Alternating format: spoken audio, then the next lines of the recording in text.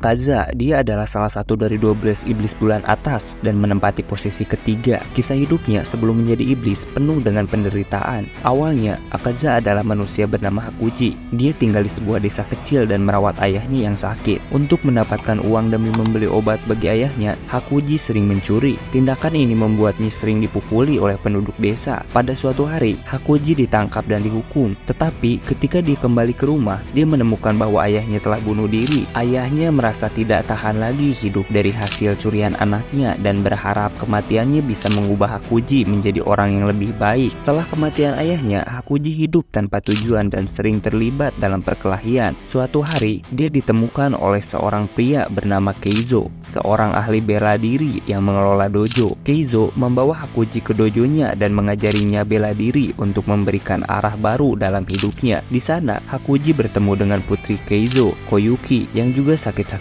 Hakuji merawat Koyuki dan tumbuh rasa cinta di antara mereka. Hidupnya mulai membaik dan dia berjanji untuk melindungi Koyuki dan membantu mengelola dojo. Namun, takdir berkata lain. Sebelum mereka bisa menikah, dojo lain yang bersaing dengan dojo Keizo merasa terancam oleh keberadaan mereka dan meracuni sumur air di dojo tersebut. Keizo dan Koyuki meninggal karena racun itu. Hakuji kehilangan Koyuki dan Keizo yang membuat Hakuji marah dan putus asa. Dalam kemarahannya, dia menyerang dan membunuh seluruh anggota dojo yang bertanggung jawab atas kematian orang-orang yang dicintainya. Saat itulah dia ditemukan oleh Muzan Kibuchuji yang tertarik dengan kekuatan dan keterampilan bertarung Hakuji. Muzan menawarkan Hakuji kesempatan untuk menjadi lebih kuat dan meluapkan rasa sakitnya dengan menjadi iblis. Hakuji menerima tawaran Muzan dan berubah nama menjadi Akaza. Sebagai iblis, Akaza menjadi sangat kuat dan kejam, tetapi dia tetap memiliki ingatan samar tentang masa lalunya sebagai Hakuji, terutama cintanya kepada Koyuki. Ini menjadi salah satu alasan mengapa Akaza selalu mencari lawan yang kuat untuk bertarung, karena dia masih merasa ingin menguji kekuatannya dan mungkin di dalam hatinya ingin menemukan makna dalam kekuatannya yang baru. Hubungan Akaza dengan iblis lain cukup bervariasi, tergantung pada individu yang terlibat. Sebagai salah satu dari kedua iblis Kizuki, Akaza memiliki posisi tinggi dalam hierarki iblis dan interaksinya dengan iblis lain dipengaruhi oleh status dan kepribadian masing-masing. Sebagai pemimpin semua iblis, Muzan memiliki kendali penuh atas mereka, termasuk Akaza. Hubungan Akaza dengan Muzan adalah hubungan subkoordinat, di mana Akaza sangat menghormati dan takut pada Muzan. Akaza patuh pada perintah Muzan tanpa pertanyaan, karena Muzan adalah sumber kekuatannya dan bisa membunuhnya kapan saja.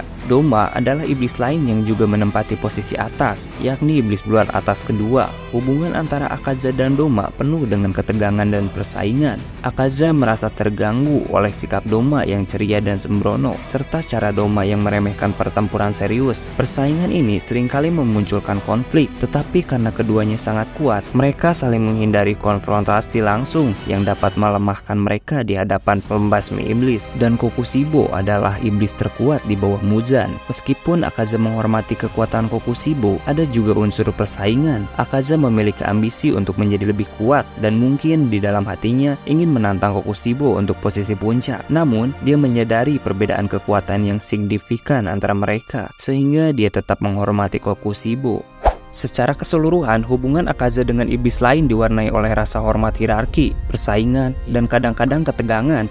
Ambisi dan keinginan Akaza untuk menjadi lebih kuat seringkali menempatkannya dalam posisi di mana dia harus menjaga jarak atau bahkan bermusuhan dengan iblis lain yang berada di sekitar tingkat kekuatan yang sama atau lebih rendah. Pertarungan melawan Kyojuro Rengoku adalah salah satu pertarungan paling terkenal. Setelah insiden di kereta Mugen, Akaza muncul dan menghadapi Kyojuro Rengoku. Rengoku berasal dari keluarga pembasmi iblis yang memiliki warisan sebagai pilar api. Rengoku dikenal sebagai sosok yang ceria, optimis, dan penuh semangat. Ia selalu memandang hidup dengan positif dan berusaha untuk menginspirasi orang lain dengan energinya. Meskipun menghadapi banyak tantangan, Rengoku selalu memiliki keyakinan yang kuat pada kebenaran dan keadilan, dan ia tidak pernah ragu untuk mempertaruhkan nyawanya demi melindungi orang lain. Pertarungan antara Rengoku dan Akaza adalah salah satu momen paling epik dan emosional dalam seri ini. Pertarungan ini berlangsung sengit dengan kedua belah pihak menunjukkan kemampuan terbaik mereka. Akaza berulang kali mengajak Rengoku untuk menjadi iblis, menawarkan kekuatan yang lebih besar besar dan hidup abadi. Tetapi Rengoku dengan tegas menolak mempertahankan prinsipnya sebagai manusia. Meskipun Rengoku akhirnya kalah dalam pertempuran ini, ia berhasil melindungi penumpang kereta dan rekan-rekannya yang merupakan kemenangan moral baginya. Pertarungan dengan Akaza juga menginspirasi Tanjiro dan yang lainnya untuk terus maju dalam perjuangan mereka melawan iblis. Sebagai Upper Moon Tree, Akaza memiliki salah satu kemampuan regeneratif paling luar biasa sebagai hasil dari asimilasi sejumlah besar darah Muzan, memberinya kapasitas untuk segera pulih dari luka tebasan kecil maupun besar, dan bahkan meregenerasi anggota tubuh yang hilang dengan cepat. Selama pertempuran sengit melawan Gyu dan Tanjiro, kekuatan regeneratifnya mencapai tingkat yang baru. Meskipun kepalanya terpenggal oleh pedang Nichirin,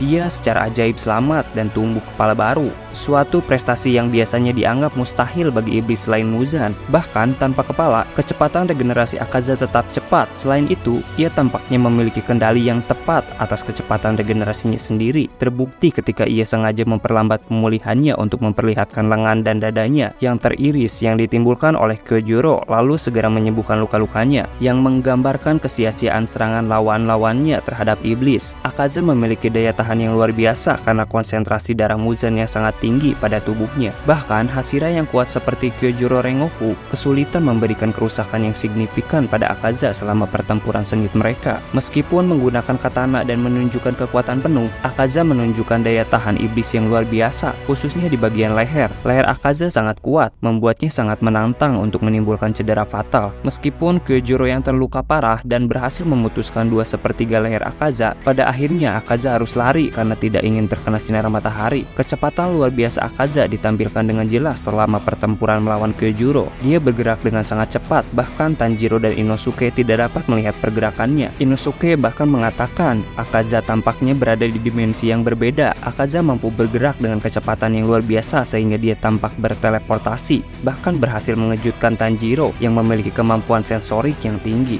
Dia menunjukkan kemampuan untuk melampaui Hashira. Akaza memiliki kekuatan fisik yang luar biasa yang telah dipamerkan berkali-kali, terutama ketika dia meninju atau menendang, yang cukup kuat untuk menghancurkan apapun. Tiap serangannya cukup kuat untuk menyebabkan luka fatal, menghancurkan tulang rusuk, menghancurkan mata, dan menembus tubuh Kyojuro Rengoku. Seorang Hashira yang memiliki daya tahan yang tinggi, dia juga terbukti mampu menghancurkan kepala dan rahang Upper Moon kedua, yaitu Doma. Dikombinasikan dengan seni iblis darahnya, kekuatannya semakin meningkat, memungkinkannya untuk membuat kawah di tanah hanya dengan meninjunya. Bahkan sebagai seorang anak laki-laki berusia 11 tahun, Akaza mampu menjatuhkan beberapa pria dewasa hingga pingsan dalam sebuah pertarungan hanya dengan tangan kosong dan kakinya. Sampai-sampai bahkan Muzan mengira bahwa itu adalah anak iblis yang melakukannya. Seperti semua iblis, Akaza memiliki stamina dan vitalitas tak terbatas, tidak pernah lelah dan tetap dalam kondisi fisik dan mental yang optimal tanpa batas waktu. Menahan gelombang serangan seolah-olah itu bukan apa-apa. Dalam pertarungan melawan Kyojuro, tangannya terbelah oleh Rising Scorpion milik Kyojuro. Namun dia tetap tidak terpengaruh oleh tebasan itu. Bahkan dia memuji pedangnya. Ketahanan Akaza yang luar biasa terhadap rasa sakit dan daya tahan paling terbukti ketika Kyojuro melepaskan wujud terkuatnya padanya. Akaza tampak lebih fokus mengagumi teknik Kyojuro daripada kerusakan yang dideritanya. Selain itu, di sepanjang semua pertarungannya, dia tidak pernah menunjukkan tanda-tanda kesakitan atau penderitaan. Bahkan setelah anggota tubuhnya teriris atau ketika dia terkena banyak luka tebasan. Sebelum berubah menjadi iblis, Akaza menunjukkan ketahanan super pada usia 11 tahun karena ia menahan 100 pukulan berturut-turut yang dapat membuat pria dewasa mati rasa, sehingga mendapat julukan sebagai anak iblis. Itulah sedikit pembahasan mengenai Akaza. Jika ada yang ingin menambahkan, silakan ketik di kolom komentar.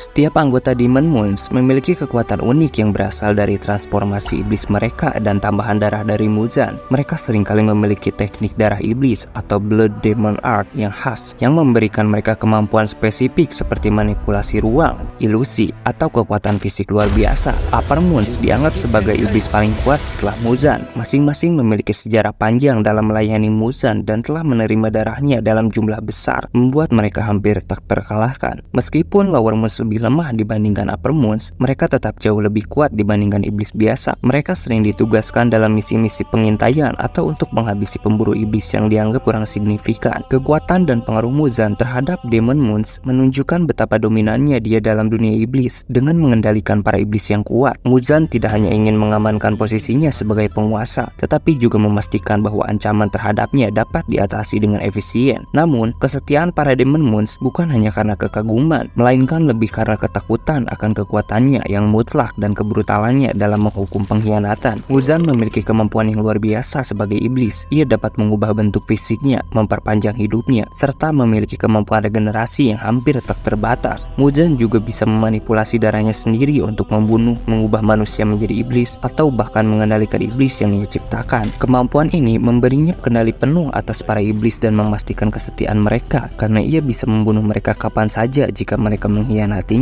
Selain kekuatan fisik dan kemampuan regenerasi, Muzan juga memiliki kekuatan mental yang hebat. Ia sangat cerdas dan manipulatif, seringkali menggunakan tipu daya dan strategi untuk mencapai tujuannya. Muzan sangat takut pada kematian dan sangat berhati-hati dalam menghindari pertempuran langsung, terutama karena kelemahannya terhadap sinar matahari. Sebagai pemimpin para iblis, Muzan memerintahkan dan menuntut kepatuhan mutlak. Ia tidak segan-segan menghukum kegagalan atau pengkhianatan dengan kematian. Namun, ia juga menggunakan janji kekuasaan dan kekuatan sebagai insentif untuk memastikan para pengikutnya bekerja keras untuknya. Muzan memanfaatkan rasa takut dan ketamakan untuk menjaga para iblis tetap di bawah kendalinya. Meskipun berkuasa dan ditakuti, Muzan tetap merasa tidak aman karena kelemahannya terhadap sinar matahari. Ini mendorong obsesinya untuk menemukan cara untuk mengatasi kelemahan ini, baik melalui bunga lili biru atau menemukan iblis yang bisa bertahan jika terkena sinar matahari. Kisah Muzan menjadi benang merah yang menghubungkan berbagai peristiwa dalam Kimetsu no Yaiba, termasuk pertempuran antara iblis dan pemburu iblis. Peran dan kehadirannya sebagai ancaman utama untuk memberikan dorongan pada karakter-karakter lain. Pemburu iblis dari berbagai tingkatan dan pangkat bekerja sama untuk menghadapi ancaman terbesar mereka. Muzan menunjukkan kekuatan penuhnya, termasuk kemampuan untuk bermutasi dan mengadaptasi tubuhnya agar semakin kuat. Karakter Muzan menunjukkan bagaimana rasa takut terhadap kematian dan keinginan untuk kekuasaan absolut bisa menghancurkan tidak hanya dirinya sendiri, tetapi juga dunia di sekitarnya.